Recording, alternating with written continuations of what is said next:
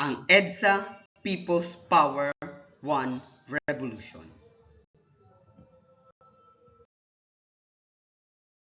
Aral muna tayo. Ano ang nangyari noong Pebrero 7, 1986? Nangyari ang snap election. Sino ang nanalo sa halalan? Dalawa ang nanalo. Base sa NAMFREL, si Corazon Aquino. Base naman sa COMELEC, si Ferdinand Marcos. Ano ang naging tugon o reaksyon ng mga tao sa resulta ng halalan? Dahil nga COMELEC ang nagsabing si Marcos ang nanalo, nagalit ang iba. Lumabas ang kanilang mga hinanaing upang palitan ang Pangulo. Para maunawaan ang damdamin ng mga Pilipino, simulan natin sa isang short video. The Marine contingent, headed by Tadyar himself, advanced through EDSA but was blocked at the corner of Ortigas Avenue by a human barricade. Tadyar asked the crowd to let his armor through, but his appeal fell on deaf ears, deafened even more by defiant shouts and even louder chants of the rosary to signify the people's prayers for peace. It was a standstill, and Tadyar had orders to ram through the crowd regardless of casualties. Time and again, the engines of the APCs would rev up, looming over and advancing towards a stubborn sea of humanity.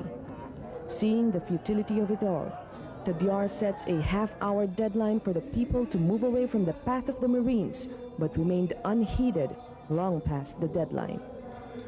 Many tried to dissuade the Marine commandant from following his orders, and they succeeded.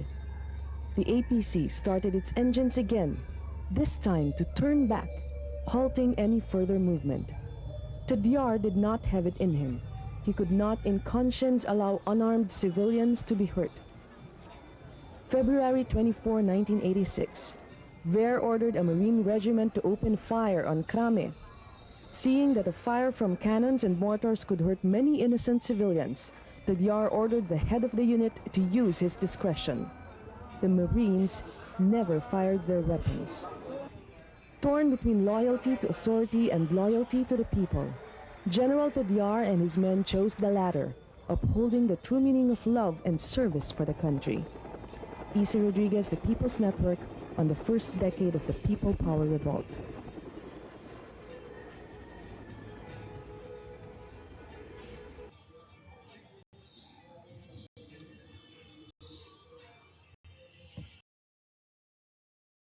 Ng bayan na tinatawag ding revolusyon sa EDSA ng 1986 ay isang mapayapang demonstrasyon na nagtagal sa 4 na araw sa Pilipinas, mula Pebrero 22 hanggang Pebrero 25 ng taong yun. Nag-ugat ang nagsabing revolusyon sa serye ng mga kilos protesta ng mga tao laban sa diktatoryang pamumuno ni Ferdinand Marcos. Lalo na noong napaslang si Ninoy Aquino noong 1983. Maraming mga tao ang nakilahok dito. Mga sibilyan, militar at mga alagad ng simbahan. Nagdulot ito ng pagbagsak ng pamahalaang diktatorial ni Pangulong Ferdinand Marcos at ang paghalili ni Corazon Aquino sa posisyon ni Lisan ni Marcos. Naganap ang demonstrasyon sa Epifanio de los Santos Avenue o EDSA, isang mahalagang daan sa Kalakhang, Maynila. Para masimulan ang mga pangyayaring naganap sa EDSA 1986 People's Power Revolution, tunghayan natin ang isang video.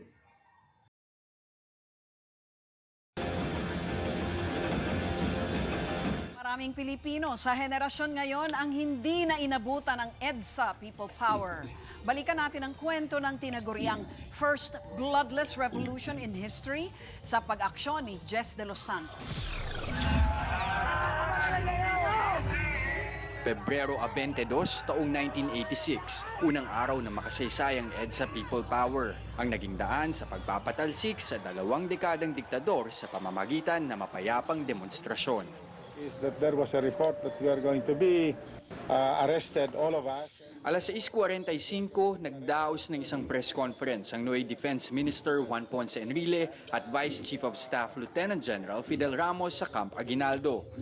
Nagpahayag sila ng pagtalikod sa Administrasyong Ferdinand Marcos. There had been some anomalies committed during the election. As of now, I cannot in conscience recognize the President as the Commander-in-Chief of the Armed Forces. Suportado noon sina Enrile at Ramos ng Reform the Armed Forces Movement o RAM na may halos 400 miyembro. Minister Enrile and those with him Umere rin sa Radio Veritas ang panawagan ni Cardinal Sin na suportahan ang pag-aaklas. Minister Enrile and those with him have appealed for food and expressions of support. Nagumpisang maglabasan ng mga tao sa kalsada. Dumagsa rin ang supply ng pagkain para sa mga militar. Pebrero 23, nilusob ng mga loyalista ni Marcos ang Radio Veritas, ang nag-iisang himpilang nagpapaere ng mga nagaganap na demonstrasyon. Sa kabila nito, patuloy ang pagdaos ng mga misa sa loob at labas ng mga kampo. Ang mga sibilyan nagsilbing human shield ng RAM laban sa mga tangke ng gobyerno. Pebrero 24, inanunsyo nila Ramos na umalis na sa Malacanang si Marcos. Pero naudlot ang kasiyahang ito. Hindi pa pala nakaalis si McCoy. Pilit na gustong atakihin ni AFP Chief General Fabian Ver ang mga kampo ng rallyista, pero hindi ito pinayagan ni Marcos. Immediately, Mr. President. That's why I come here with your orders, so we can immediately strike them. Unti-unting napuno ng mga tao ang EDSA hanggang sa Pebrero 25, sa kauna-unahang pagkakataon sa kasaysayan ng bansa, 2 presidente ang sabay na nanumpa sa pagkapangulo. Si Cory sa Club Filipino at si McCoy naman sa Malacanang. Hindi pa rin natinag ang People Power. Pasado alas 9 ng gabi, inanunsyo na ang paglisan ng pamilya ni Marcos sa palasyo. That it is confirmed Mr. Marcos has left this country. Senyales ng tagumpay ng mapayapang revolusyon. Umaaksyon, Jess de los Santos, News 5. Be sure to come back. Use 5 everywhere. Copyright 2016.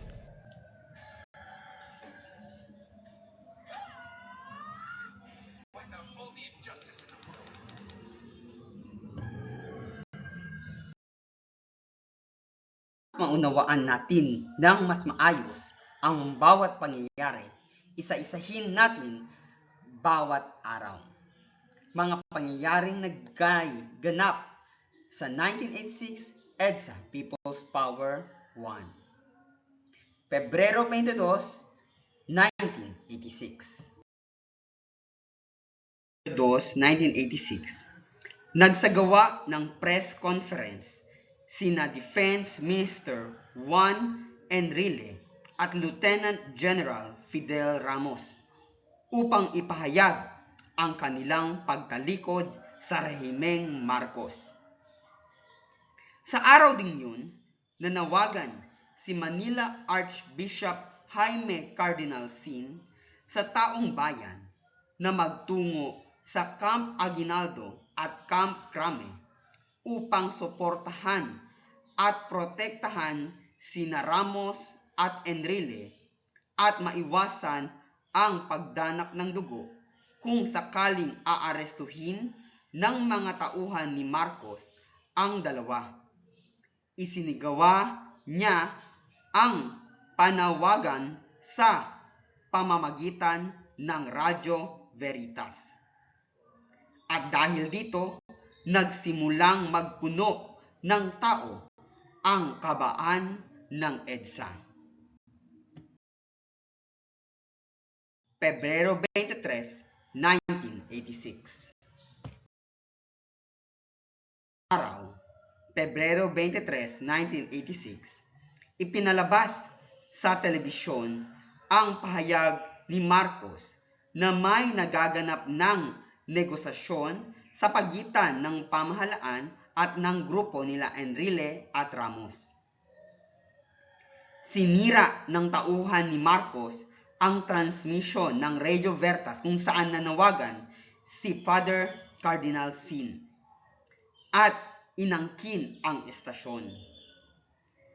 Nagplano sina General Ver at Ramos na lusubin ang Camp Crame. Dahil dito, lalo pang dumami ang mga tao na nagtungo sa EDSA upang ipahayag ang kanilang pagnanais na mapaalis si Marcos. Pebrero 24, 1986. Pebrero 24, 1986, inanunsyo sa radyo na umalis na ng bahay si Pangulong Marcos. Subalit ito ay isang panlilinlang lamang sa taong bayan upang umalis na sila sa EDSA. Dahil dito, sinugod at inangkin ng taong bayan ang Channel 4 station na pagmamay-ari ng gobyerno. Idineklara ni Marcos ang curfew mula ika-6 na gabi hanggang ika-6 na umaga. Ngunit walang sumunod sa kanyang kautusan. Nanindigan ang mga mamamayan sa EDSA sa kabila ng balita na paparating na ang mga tangke at armadong helicopter upang sila ay persahang paalisin. Ting araw, Pebrero 25, 1986. Pebrero 25, 1986. Nanumpa si Corazon Aquino bilang Pangulo ng Pilipinas sa pamumuno ni Supreme Court Associate Justice Claudio Tejanque. Isinagawa ito sa harap ng kanyang mga taga-suporta sa Club Filipino sa Cebu. Gayon din, nanumpa rin bilang Pangulo ng Pilipinas si Ferdinand Marcos sa harap ng kanyang mga loyalista sa Malacanang. Ngayon, sino ang nanalo? Base nga sa COMELEC, dapat si Marcos ang uupo bilang presidente. Ngunit, dahil sa pagmamahal sa Pilipinas at dahil na rin sa nangyayaring kaguluhan ng mga Pilipino na gusto na siyang paalisin, ayaw na sa kanya. Nilisan ni Pangulong Marcos ang Malacanang ng alas 9 ng gabi.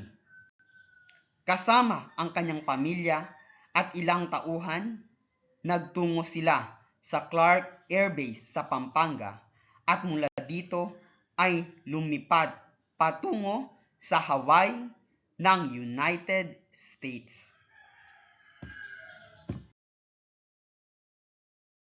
Ang makasaysayang araw ng EDSA People's Power 1. The event turned out to be bloodless because Ferdinand Marcos restrained himself.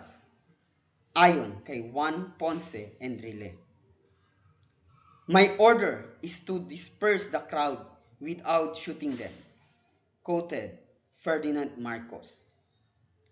Naging makasaysayan ang araw na ito sa buong mundo, hindi lamang sa Pilipinas, dahil nakamit ng sambayanang Pilipino ang demokrasya laban sa rehimeng Marcos nang walang dugo. Ito ay naging isang bloodless revolution. Unawaan ng maayos, sagutin natin ang gabay na tanong. Papaano nagsimula ang EDSA People's Power? Nagsimula ito sa pagtalikod ni Juan Ponce Enrile at ni Lieutenant General Fidel V. Ramos kay Marcos. Bakit pumunta ang mga tao sa EDSA? dahil sa panawagan ni Father Jaime Cardinal Sin sa mga tao na protektahan sila Enrile at Ramos. Saan tumungo ang pamilyang Marcos? So pagkatapos nila punta sa paliparan sa Clark Air Base, Pampanga, ay lumipad sila sa Hawaii, United States. Tama ba ang naging pagprotesta ng mga mamayan? Paano mo nasabi? Opo, dahil sa nangyari, dahil sa mga tao, natapos ang rehimeng Marcos. Bakit masasabi na makatao pa rin ang ginawa ni Marcos? Dahil hindi naging duguan ang labanan sa pagitan ng pamahalaan at ng mga sambayanang Pilipino. Bakit naging makasaysayang araw na ito sa mga Pilipino?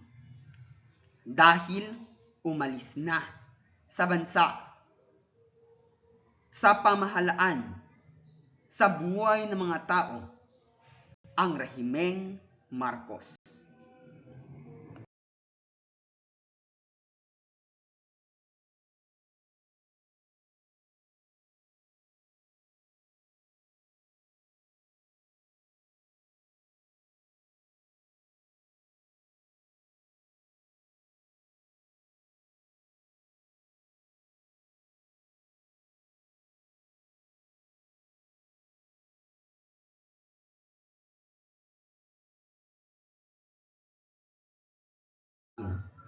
Panuto, piliin lamang ang titik ng tamang sagot at ilagay ito sa inyong sagutang papel. Isulat lamang ang sagot agad. Una, kailan nagsimula ang EDSA People's Power Revolution?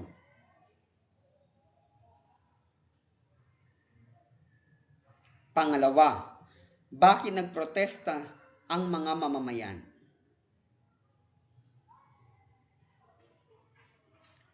Pangatlo, sino-sino ang nagtiwalag kay Marcos at nagpasimuno ng protesta?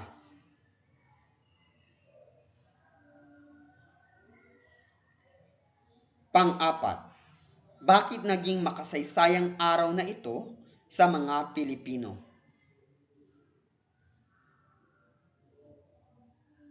At panglima, ilang taon na ngayon ipinagdidiriwang ang Pebrero ang EDSA People's Power Revolution.